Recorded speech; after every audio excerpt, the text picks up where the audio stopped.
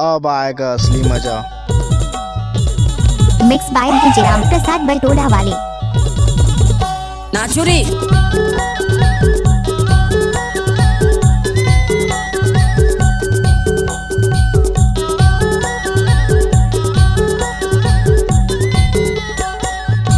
Mix by DJ Ram Prasad Batola वाले।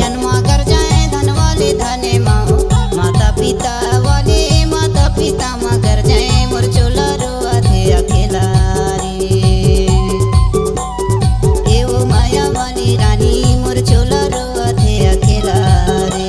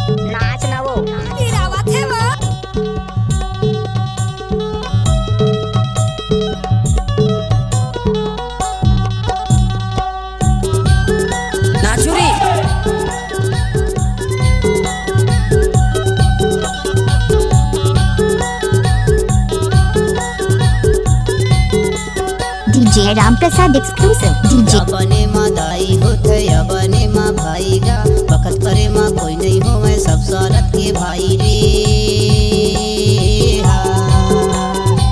अनवाले अनमा कर जाए धन वाले धने माँ हो माता पिता वाले माता पिता मगर जाए मोर चोला रोआ थे अकेला रे होगा माया की मारे मोर चोला रोआ थे अकेला रे।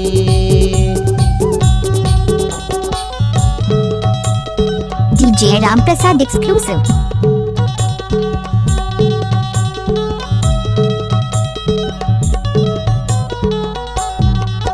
DJ.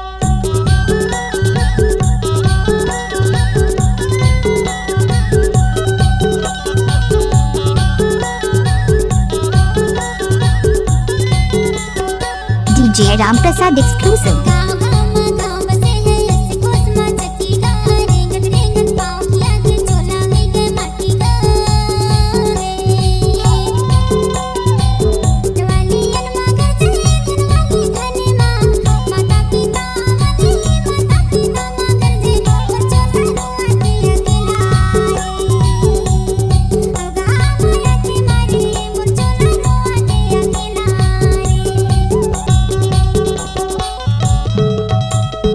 Mix by DJ Ram Prasad Batola वाले।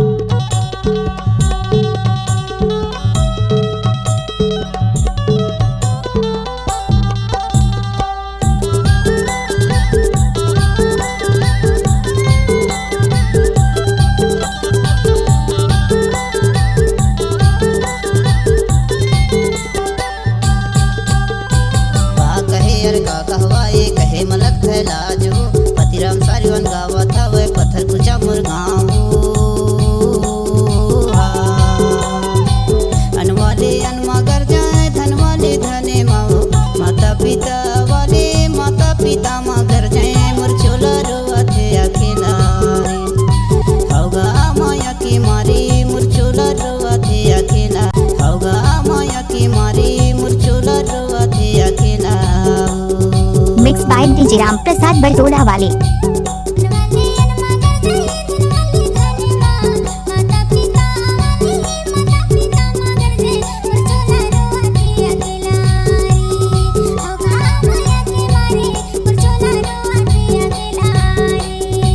मुरचोला रोआ थे अकेला वो माया के मारे मुरचोला रोआ थे अकेला रे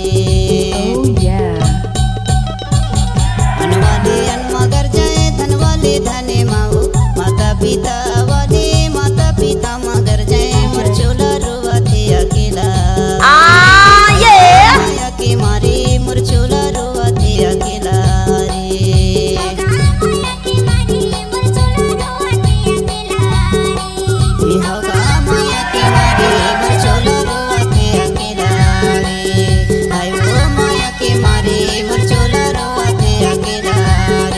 Mixed by DJ Ram Prasad Bardola Wale. मोर चोला